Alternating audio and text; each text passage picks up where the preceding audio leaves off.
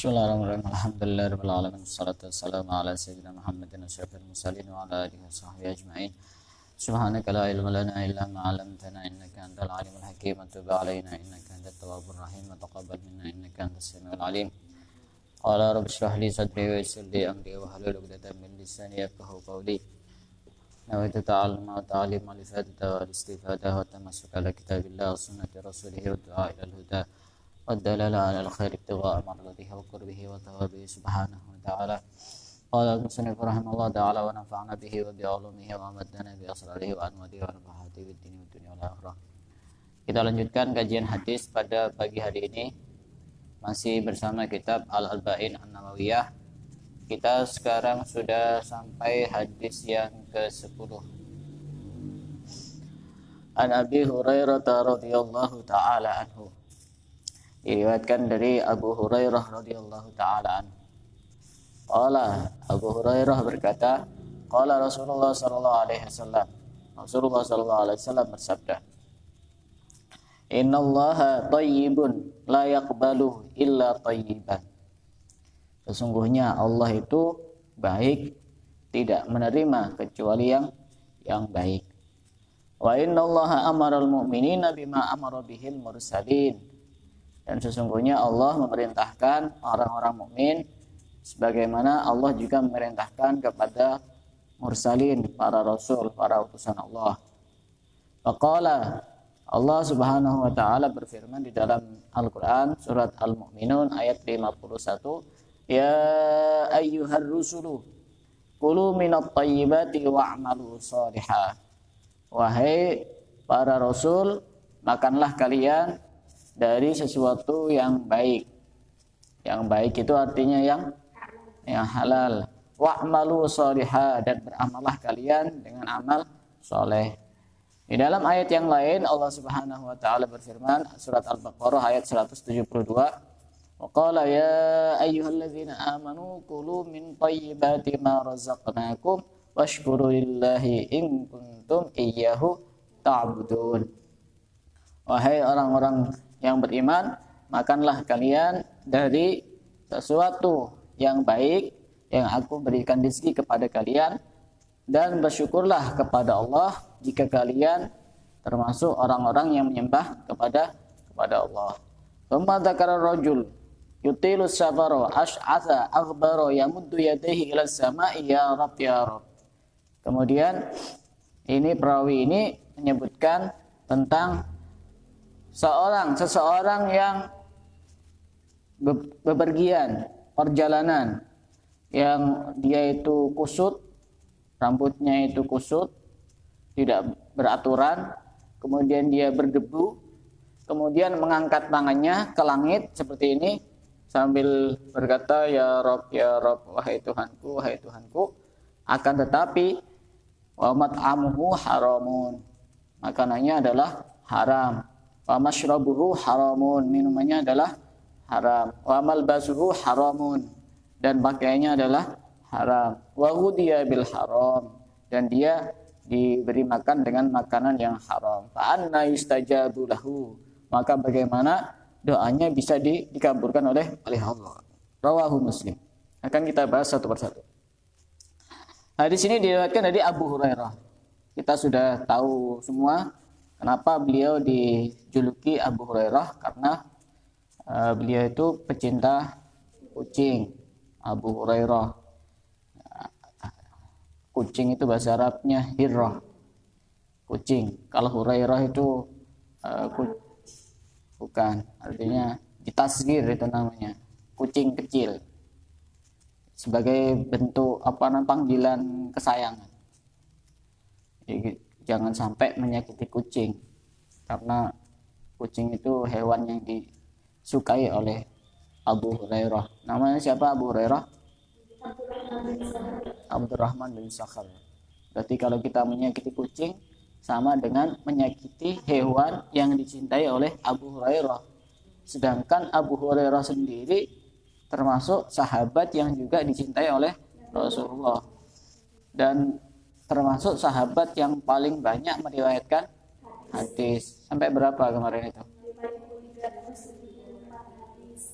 5.374 hadis.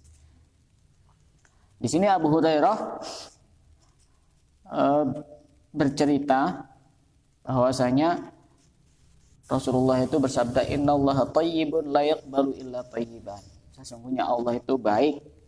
Baik kalau disandarkan kepada Allah itu artinya Allah terlepas dari segala kekurangan dan disucikan dari segala aib. Itu kalau disandarkan kepada Allah. Jadi 100% baik itu ya Allah. Kalau manusia dikatakan baik, pasti ada celahnya. Pasti ada celahnya. Sebaik apapun kita menghukumi seseorang, itu orangnya soleh, sudah luar biasa, pasti ada celahnya, pasti ada kurangnya. Tapi kalau thayyibun ini disandarkan kepada Allah, maka tidak ada yang lebih baik daripada Allah. Kan ya? Allah itu coba, kita sudah banyak maksiat, sudah banyak meninggalkan kewajiban, saya tetap dikasih hidup, saya tetap dikasih makan. Itu Allah. Makanya sebagian ulama itu sampai menyindir kepada kita sebagai orang pendurhaka itu, disindir. Kadang manusia itu lebih cerdas anjing dibanding manusia. Kenapa anjing?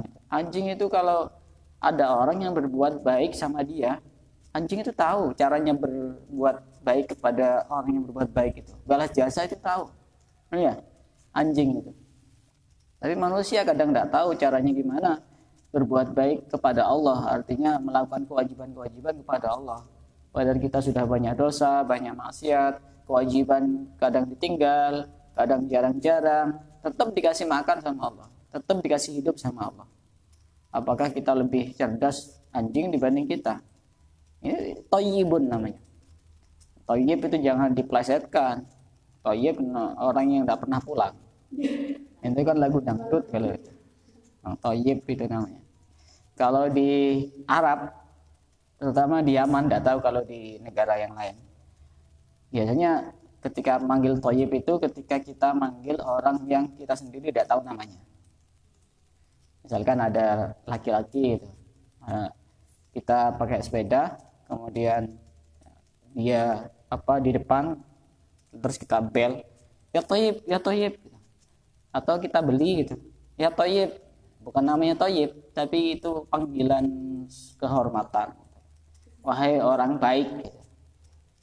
Tapi kalau mereka melihat orang Indonesia, kayak orang Yaman, melihat orang Indonesia itu tidak perlu panggil ya thayyib, ya Indonesia gitu. Tidak tahu, mereka itu kok tahu wajah-wajah orang Indonesia itu. Padahal face-nya orang Indonesia itu kan mirip-mirip dengan orang Malaysia, orang Singapura. Tapi mereka betul-betul tahu itu. Dia paham kalau ada orang lewat tuh. Indonesia, orang Indonesia, langsung dipanggil negaranya.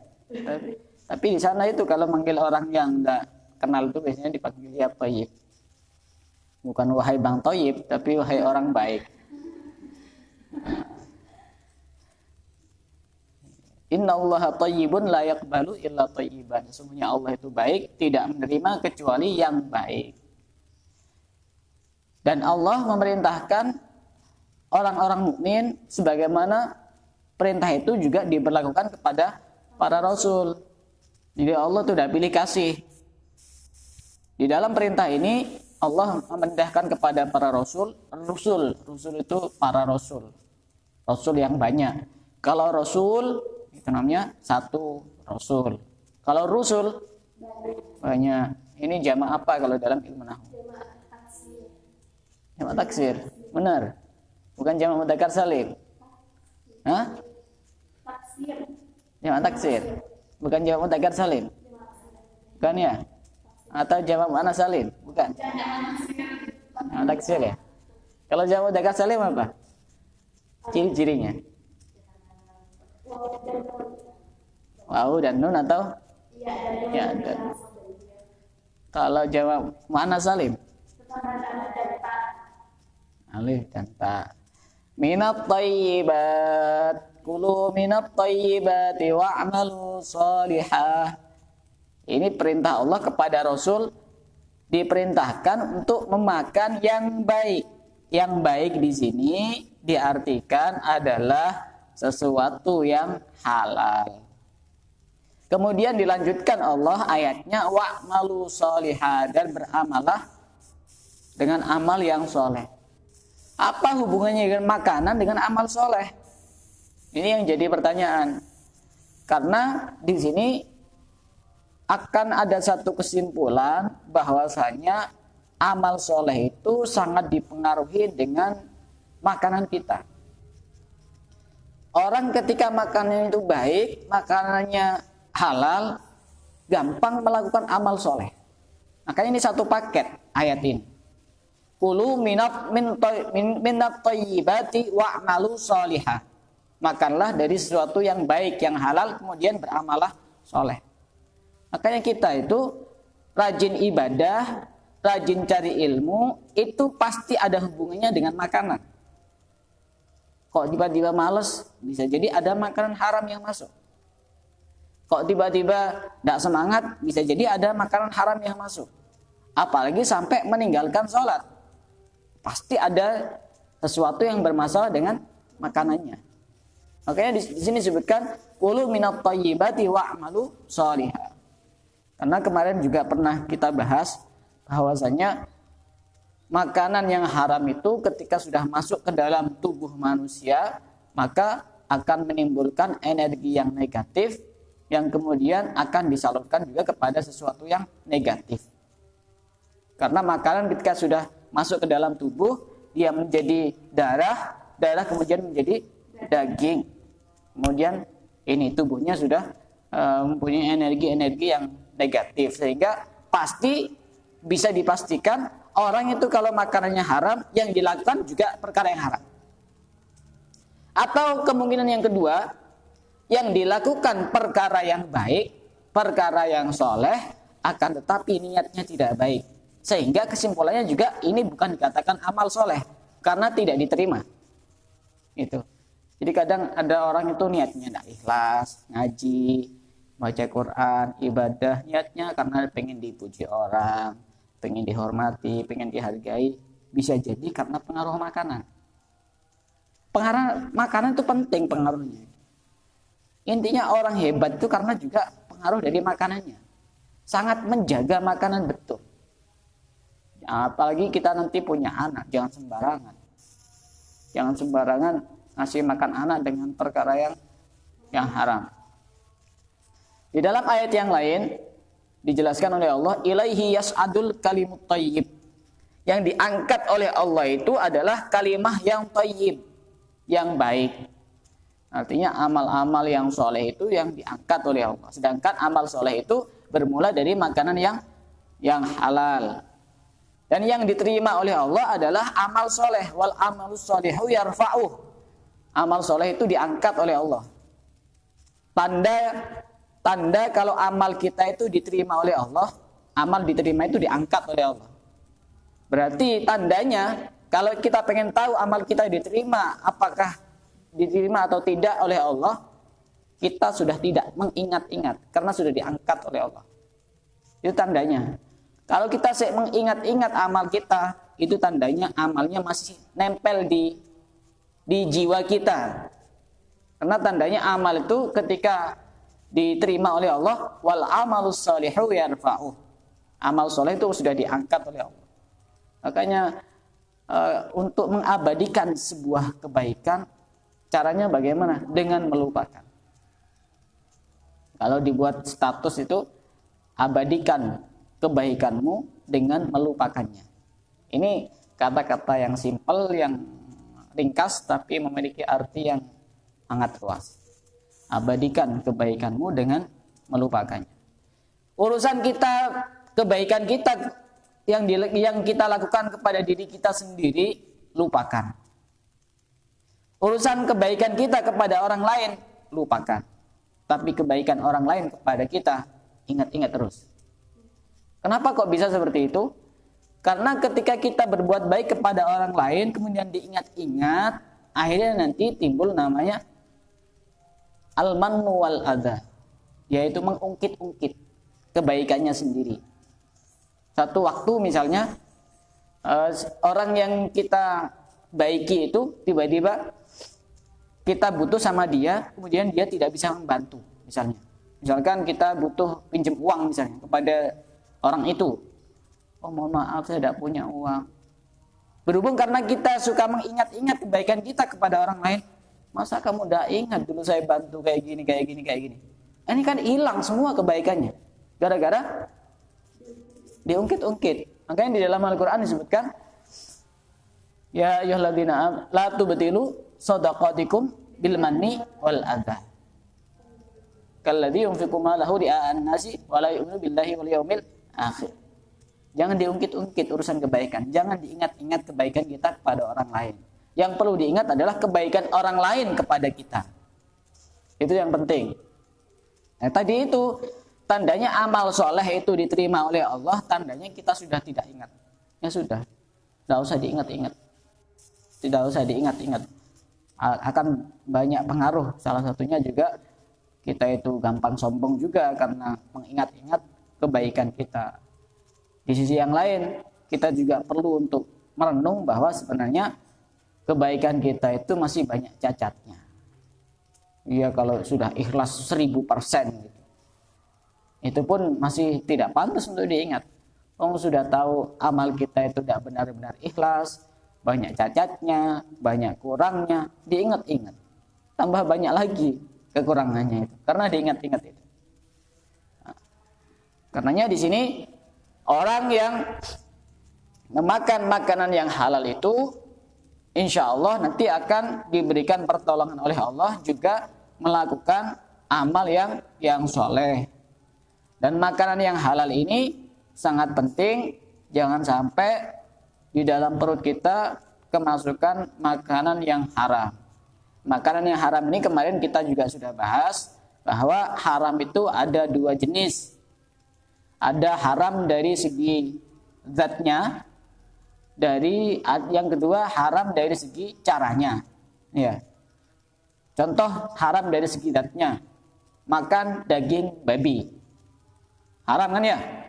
Haram. Katanya orang daging babi itu enak. Yang haram-haram itu katanya enak. Daging babi apa daging macam-macam itu enak katanya. Tapi yang namanya rezeki itu cari rezeki yang halal. Ada juga haram itu dari segi caranya. Contoh, nasi pecel haram apa halal? Halal, soalnya pagi. Ceritanya nasi pecel. Halal ya? Halal. Kalau misalkan di satu warung, kemudian di situ ada yang sudah bungkusan, biar kalau ada orang yang beli ini bungkus, biar tinggal langsung ambil. Kemudian kita beli di situ, makan di situ, makan nasi pecel, kemudian tangnya sambil ambil 1 bungkus untuk dibawa pulang. Gimana? Makan nasi pecel hukumnya gimana? Hah? Halal apa haram? Haram. Karena caranya yang tidak benar. Itu haram. Hukumnya haram. Bahkan orang itu ketika misalkan menafkahkan hartanya yang haram untuk kebaikan, itu tidak diterima oleh Allah. Misalkan istiqomah mencuri, kemudian tujuannya untuk bangun masjid misalnya. Itu diibaratkan di sini sama seperti orang nyuci baju dengan kencing. Bisa bersih? Nggak bisa. Bajunya memang bersih, tapi cara mencucinya dengan perkara yang najis. Masjidnya memang bagus, tapi dikasih sesuatu yang najis, sesuatu yang haram, maka ya sama, tidak diterima oleh Allah. Nah, ini jadi Allah itu tidak pandang bulu, kemudian Rasul kemudian diistimewakan, yang khusus makan yang halal itu cuma umat-umatnya, tidak. Semuanya diperlakukan dengan perlakuan yang sama. Jadi kalau halal itu, ya yang penting halal walaupun tidak enak. Jangan kita nyari yang enak tapi haram. Jangan nyari yang enak tapi haram. Cari yang halal. Karena tidak setiap yang halal pasti enak. Tapi setiap yang enak itu juga belum tentu haram. Ada juga halal yang banyak, enaknya juga banyak makanan-makanan itu.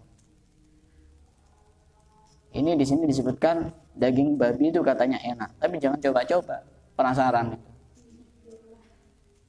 Apalagi kita sudah tahu misalkan di komposisinya itu ada yang mengandung babi, ya sudah jangan dimakan. Apalagi babi beneran. Nanti khawatirnya pas makan babi jadi gampang nyeruduk orang. Setelah ini kemudian Abu Hurairah menyebutkan bahwasanya Rasulullah setelah menceritakan tentang makanan dan beramal soleh, kemudian Rasulullah ini menceritakan ada seseorang yang dia itu yutirus safar, melakukan perjalanan jauh, seperti misalkan perjalanan untuk haji, perjalanan untuk silaturahim, untuk berjihad dan seterusnya. Kemudian dia itu kondisinya ash'as. Ash'as itu rambutnya kusut karena tidak disisir. Rata-rata orang perjalanan kan kayak gitu. Makanya Rasulullah itu setiap perjalanan pasti bawa sisir. Rasulullah itu menjaga penampilan biar ditiru sama umatnya. Kemana-mana bawa sisir, bawa cermin. Murni menjaga penampilan, menunjukkan betapa Islam itu menjaga kerapian. Bukan untuk caper sama orang lain, murni menjaga penampilan. Karena Allah itu suka yang indah. Itu ada orang melakukan perjalanan yang cukup jauh, rambutnya kusut, kemudian aghbar. Tubuhnya itu banyak debunya. Dekil ya, dekil. Kemudian dia angkat tangan, ya Allah, ya Allah, ya Rabb, ya Rabb. Doa kepada Allah. Tapi makanannya haram, minumannya haram, pakaiannya haram. Di dalam hadis ini disebutkan bagaimana caranya bisa dikabulkan doanya oleh Allah. Jadi salah satu cara yang paling cepat agar doa kita itu tembus kepada Allah, makanan kuncinya. Semua kuncinya makanan. Mau itu urusan doa, mau itu urusan beramal soleh, mau itu urusan cari ilmu, kuncinya makanan. Coba kalau udah percaya. Misalkan santri, satunya rajinnya Masya Allah, pagi belajar, siang belajar, sore belajar, malam belajar. Ternyata dia dikirim dari uang yang haram, tidak akan mungkin berhasil itu nanti dia cari ilmu.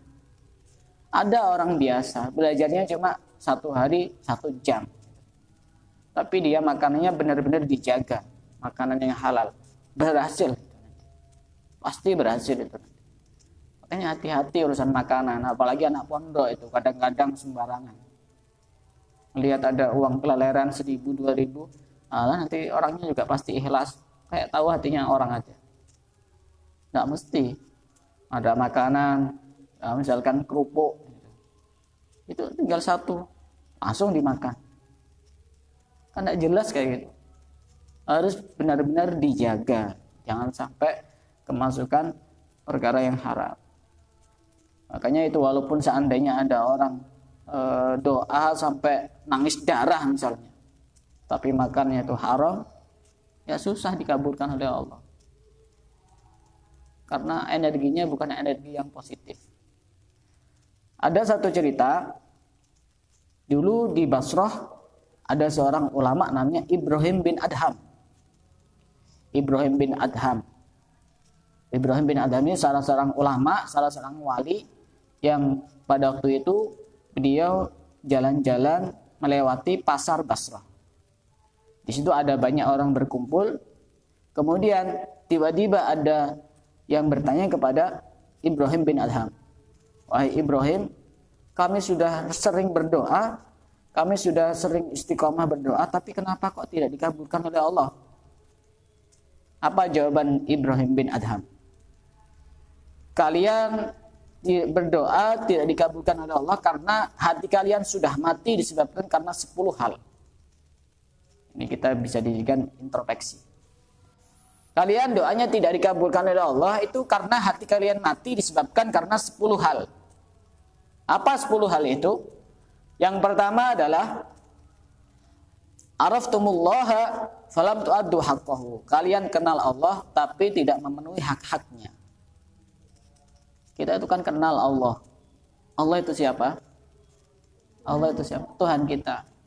Tugas kita sebagai hamba adalah mengabdi kepada Allah. Caranya gimana cara mengabdi? Salah satunya dengan melakukan kewajiban-kewajiban Allah dan menjauhi larangan-larangan Allah. Kalau melakukan kewajiban itu tidak ada batasannya. Tapi kalau menjauhi itu namanya hanya beberapa orang saja yang mampu dengan benar-benar menjauhi sepenuhnya. Karena itu lebih berat. Itu yang pertama. Kalian mengenal Allah tapi tidak memenuhi hak-haknya. Yang kedua, za'amtum annakum tuhibbuna Rasulullahi wa lam tu'ad wa taraktum sunnatahu. Kalian mengaku cinta kepada Rasulullah, akan tetapi kalian meninggalkan sunnahnya. Hatinya mati sehingga ketika dia berdoa tidak dikabulkan oleh Allah. Kita mengaku cinta kepada Rasulullah tapi meninggalkan sunnahnya. Salah satu sunnahnya apa? Siwak.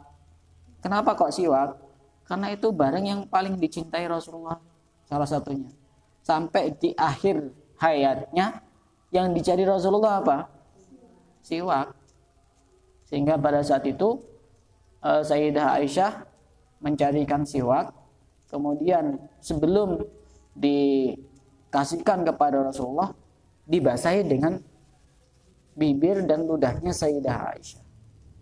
Jadi siwak itu kan kering, bisa kering. Jadi sebelum dipakai itu dibasahi biar tidak suaranya tak tak tak tak tak. Dibasahi, kemudian diginikan, baru kemudian dikasihkan kepada Rasulullah. Jadi yang nempel terakhir kali di mulut Rasulullah adalah ludahnya Sayyidah Aisyah. Siwak. Saking pentingnya siwak itu sampai Rasulullah itu dalam satu hadisnya, seandainya bukan karena aku khawatir akan diwajibkan, maka aku akan memerintahkan umatku untuk bersiwak setiap selesai sholat, setiap mau sholat. Saking pentingnya siwak. Dan siwak ini juga punya khasiat yang lain. Salah satunya bisa mengeluarkan jin. Jadi kalau ada jin itu bandel, kalau istilah Madura itu pengko, buka itu mulutnya. Siwak. Tapi cari siwak yang lain, jangan yang biasanya dipakai. Lagi nanti takut tertular virus corona. Saya punya siwak khusus yang tidak saya pakai, tapi saya pakai untuk yang lain itu. Yang saya pakai ada siwak sendiri. Tidak mungkin masukkan ke mulutnya orang. Bahaya nanti. Itu nanti gampang itu keluar. Tapi harus dilakukan oleh orang yang profesional. Jangan sembarangan. Takutnya nanti justru dia panik, akhirnya kemasukan sendiri. Itu yang kedua. Kita mengaku cinta kepada Rasulullah tapi meninggalkan sunnahnya. Kemudian yang ketiga, qara'tumul Qur'ana falam ta'malu bihi. Kalian membaca Al-Qur'an akan tapi tidak mengamalkan isi dari Al-Qur'an. Di Surabaya itu pernah ada lomba baca Al-Qur'an dengan merekrut peserta PSK. Tahu PSK? Tahu ya PSK? Yang dibaca ayatnya, wala taqrabuz zina innahu kana fahishatan wa maqtan wa sa'a sabila. Jangan kalian mendekati zina. Itu ayatnya yang dibaca itu. Lomba baca Quran. Setelah baca Quran, langsung eksekusi. Langsung dilakukan sendiri.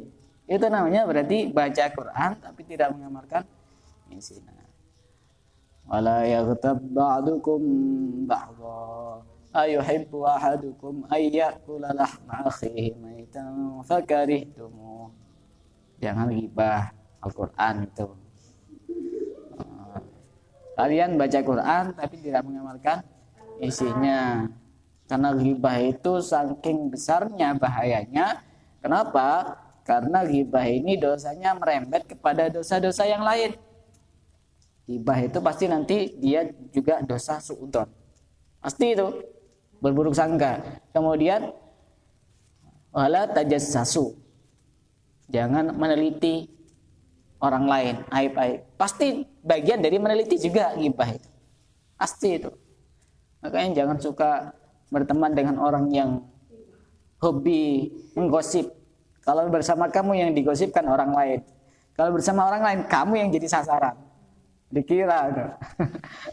Karena sudah kandung ini mulutnya itu sudah otomatis. Otomatis itu.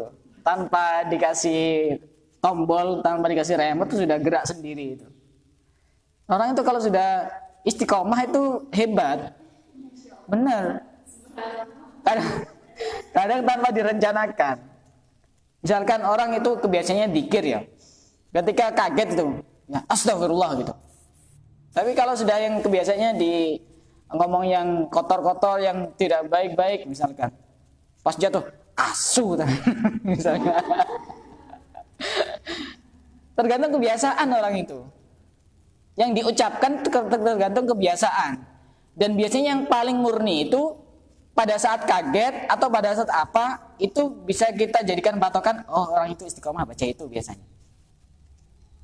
Misalkan ada sesuatu yang jatuh, ya Allah, astagfirullah. Itu refleks. Oh, biasanya orang itu punya kebiasaan yang istiqomah itu baca itu biasanya. Kalau pas biasanya ada sesuatu yang jatuh, pas tiba-tiba dia nyebut nama seseorang, oh berarti kebiasaannya itu juga sama itu.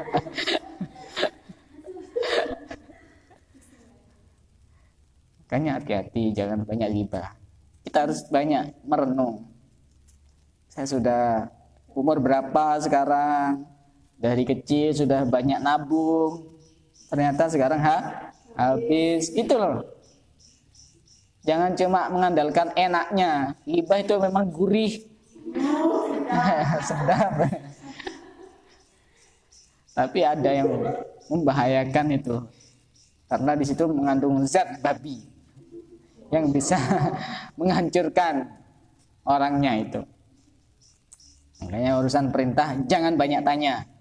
Urusan larangan jangan banyak tanya. Lakukan saja. Nggak usah tanya. Nggak usah tanya kenapa. Yang keempat, kenapa doa kami tidak dikabulkan? Karena disebabkan hati kalian mati sebab 10 perkara. Yang keempat adalah akaltum ni'matallahi walam tu'addu syukraha. Kalian memakan nikmat Allah tapi tidak mensyukurinya. Makan tapi tidak mensyukuri. Sebenarnya kalau disyukuri itu makan apa saja itu terasa nikmat, terasa lezat. Apalagi tidak disyukuri ya tambah sudah ada enak, tidak syukur gitu. Makanya adab orang makan itu ketika memang kita makan sesuatu kemudian terasa tidak enak, tidak boleh mencela. Dilarang sama Rasul, tidak boleh mencela. Kalau misalkan kita memang benar-benar tidak selera, caranya bagaimana? Jangan dimakan tanpa mencela. Karena menurut penelitian, ketika kita mengeluarkan kata-kata yang negatif di dalam sebuah makanan atau minuman, maka kata-kata tersebut akan menularkan energi yang juga negatif kepada makanan itu. Sehingga ketika kita makan akan juga masuk energi yang negatif. Pernah di barat itu melakukan penelitian dengan menyediakan 2 gelas air. 2 gelas air, sama-sama airnya sama. Satu orangnya bilang kata yang positif, cinta, positif. Satunya dia bilang benci. Setelah itu dites pakai alat namanya mikroskop.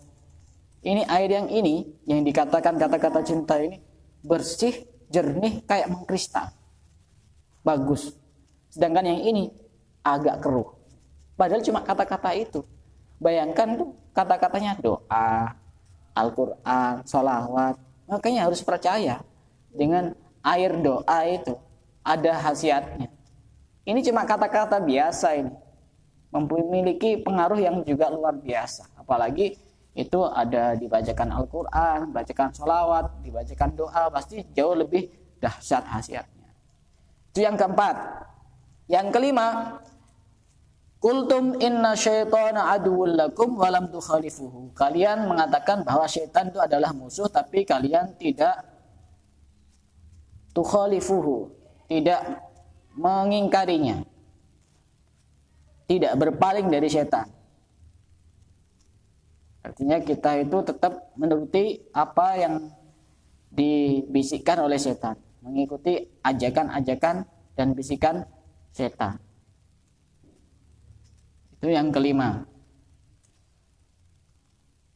Yang keenam, kultum innal jannata haqqun wa lam ta'malu laha. Kalian mengatakan bahwasanya surga itu hak. Apa itu hak? Benar. Wa lam ta'malu laha.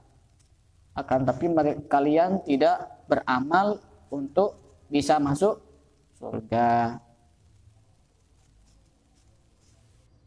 Semua insya Allah yakin surga itu ada. Yang jadi pertanyaan, amalnya mana? Kan gitu. Itu yang keenam. Yang ketujuh, kultum innan nara haqqun walam tahrubu minha. Kalian mengatakan bahwasanya neraka itu hak, akan tapi kalian tidak lari dari neraka. Artinya tidak menjauh dengan cara menjauh dari maksiat, menjauh dari dosa. Itu yang ketujuh. Yang kedelapan, kultum innal mauta haqqun walam tasta'iddu lahu. Kalian mengatakan bahwasanya mati itu adalah hak, akan tapi kalian tidak bersiap-siap untuk melakukan amal sebagai bekal kematian. Dan bahkan orang itu takziah sambil ngakak-ngakak. Dia tidak bisa mengambil pelajaran dari sebuah kematian.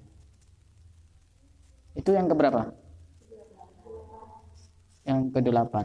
Yang kesembilan, intabahtum minan naumi fashtaghaltum bi'uyubin nas wa nasitum uyubakum. Kalian bangun dari tidur kalian, kemudian kalian sibuk untuk mencari aib orang lain dan lupa kepada aib diri sendiri. Itu sama persis seperti persis seperti yang di sini. Itu yang kesembilan.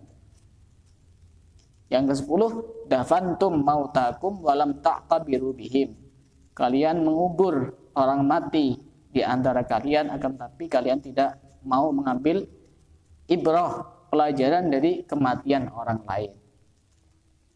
Dia tidak merenung bahwa dia juga pasti akan mati. Terus bekalnya apa, sangunya apa. Itu 10 hal yang menghalangi orang itu doa-doanya susah untuk dikabulkan oleh Allah. Ada juga tipe orang itu yang doanya mudah dikabulkan oleh Allah, bukan karena Allah suka, bukan karena Allah sayang, tapi justru Allah itu tidak suka. Ada satu hadis yang menyebutkan inna Jibril muwakkalun bihajatil ibad. Sungguhnya malaikat Jibril itu dipasrahi oleh Allah untuk kebutuhan-kebutuhan hambanya Allah. Ketika ada seorang mukmin berdoa kepada Allah, Allah akan berkata kepada Jibril, wahai Jibril, tahan dulu, jangan dikasih dulu ini hambaku yang berdoa ini, mukmin ini. Fa inni uhibbuhu wa uhibbu sautahu, karena sesungguhnya aku mencintai dia dan mencintai suaranya.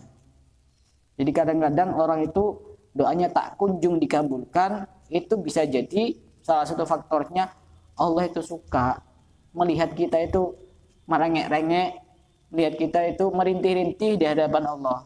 Suka biar banyak pahalanya. Karena orang itu salah satu kekurangan ketika orang itu doanya langsung dikabulkan, biasanya dia berhenti berdoa. Jadi ada hikmahnya kenapa doa kita itu tidak langsung dikabulkan secara segera, biar kita banyak pahalanya. Karena kita tetap terus doa kan kayak gitu. Tapi ketika sudah dikabulkan, bisa jadi kita langsung berhenti berdoa. Padahal ketika kita meminta kepada Allah itu adalah sebenarnya pemberian yang sangat berharga. Ada seorang kafir yang berdoa, atau orang yang dibenci oleh Allah berdoa. Kemudian Jibril dipanggil oleh Allah, ya Jibril, wahai Jibril, iqdi hajat abdi, kabulkanlah hajat ini, hambaku ini, karena aku membencinya dan membenci suaranya. Wa abghadu sautahu. Jadi kita itu harus positif ketika melakukan apa saja. Intinya kita melakukan semata-mata karena kita menjalankan perintah. Makanya di sini inti dari hadis ini, semua itu kuncinya adalah makanan. Kalau makanan kita baik, akan berpengaruh kepada kita bisa melakukan amal soleh. Yang kedua, doa kita gampang dikabulkan oleh Allah. Kalau makanannya haram, bisa jadi dia melakukan hal yang haram atau melakukan hal yang baik tapi dengan niat yang tidak baik, sehingga amalnya tidak diterima oleh Allah. Dari sini ada yang mau tanya, siapa?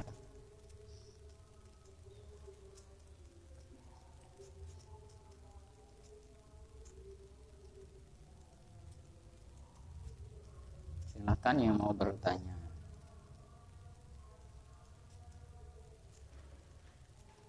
Jadi pekerjaan juga pekerjaan yang halal. Jangan yang tidak halal. Ataupun misalnya pekerjaannya halal tapi meninggalkan kewajiban, mending cari yang lain.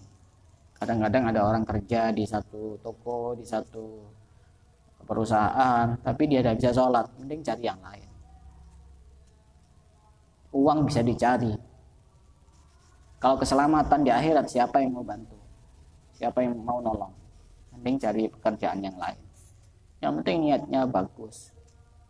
Urusan agar mudah menjadi pekerjaan, ada amalan khusus. Urusan nanti biar diangkat menjadi yang lebih tinggi lagi posisinya, ada amalan khusus. Pernah saya upload di channel YouTube saya. Sudah ada. Nanti tak share di grup. Sudah ada, saya pernah nulis itu. Amalan untuk mempermudah mencari pekerjaan atau biar diangkat dengan posisi yang lebih tinggi daripada sebelumnya. Ada, itu saya pernah upload video itu. Wallahu a'lam bishawab.